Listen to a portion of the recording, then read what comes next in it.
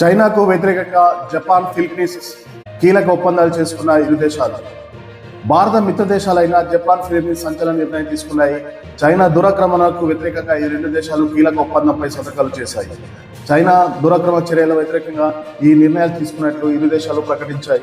ఈ ఒప్పందం ప్రకారం ఈ రెండు దేశాల మధ్య పరస్పర పన్ను లేకుండా సరుకు రవాణా, మందుగుండు సామాగ్రి, ఇంధనం సరఫరా, ఆహారం, ఇతర సైనిక అవసరాలను రవాణా చేసుకుంటాయి. చైనాకు వ్యతిరేకంగా తీసుకున్న ఈ ఒప్పందం జపాన్, ఫిలిప్పీన్స్ మధ్య సహకారాన్ని మరింత బలోపేతం చేస్తాయని ఇరు దేశాలు ప్రకటించాయి.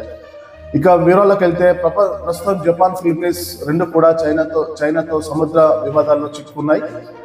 జపాన్ వివాదం తూర్పు చైనా సముద్రంలో ఉండగా, ఫిలిప్పీన్స్ దక్షిణ చైనా సముద్రంలో చైనాతో వివాదం కొనసాగుతుంది. ఈ విషయంలో చైనాకు సవాల్ చేసేందుకు ఇరు దేశాలు ఒకటైనట్లు తెలుస్తుంది. మరోవైపు ఫిలిప్పీన్స్కి జపాన్ అదనపు భద్రత, ఆర్థిక సాయాన్ని కూడా ప్రకటించింది. ఇందులో రెస్క్యూ బోట్ల కోసం షెల్టర్ల నిర్మాణం, దక్షిణ ఫిలిప్పీన్స్ లో పేదలు ఉండే ప్రాంతాల్లో ఇంటర్నెట్ సదుపాయాన్ని అందించే ప్రణాళికలు ఉన్నాయి. దక్షిణ చైనా సముద్రంలో చట్టపాలన, నావిగేషన్, విమాన ప్రయాణ స్వేచ్ఛ కోసం ఇరు దేశాలు అంగీకరించినట్లు ఫిలిప్పీన్స్ విదేశాంగ కార్యదర్శి తెరీసా వెల్లడించారు. తూర్పు దక్షిణ చైనా సముద్రంలో బలవంతంగా పరిస్థితులు మార్చే ఏకపక్ష ప్రయత్నాన్ని జపాన్, ఫిలిప్పీన్స్ వ్యతిరేకిస్తూనే ఉంటాయనేసి జపాన్ విదేశాంగ మంత్రి తోషి స్పష్టం చేశారు. ఈ ఒప్పందం జపాన్ పార్లమెంట్లో ఆమోదం పొందిన తర్వాతే అమల్లోకి రానుంది. 2024లో కూడా జపాన్, ఫిలిప్పీన్స్ రెసిప్రోకల్ యాక్సెస్ ఒప్పందంపై సంతకాలు చేశాయి. ఈ ఒప్పందం ప్రకారం ఒకరి భూభాగంలో మరొకరు పెద్ద ఎత్తున సైనిక విన్యాసాలు, అలాగే లైవ్ ఫైర్ డ్రిల్ను నిర్వహించుకోవచ్చు. చైనా మాత్రం దక్షిణ చైనా సముద్రం మొత్తం తమదేనని చెబుతుంది. కృత్రిమ దీవులను నిర్మించి అక్కడ సైనిక స్థావరాలను ఏర్పాటు చేసింది.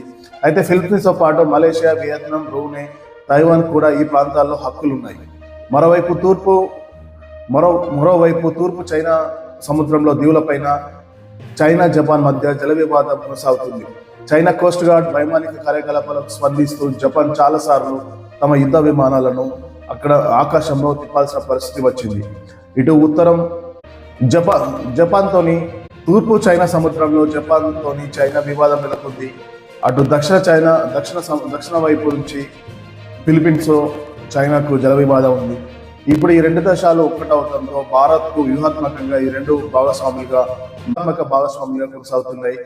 ఈ భారత్కు ఈ రెండు మిత్ర దేశాలు ఒక్కటవడంతో భారత్ కొంచెం ఫేవరబుల్ గా ఉండే అవకాశం కనబడుతుంది.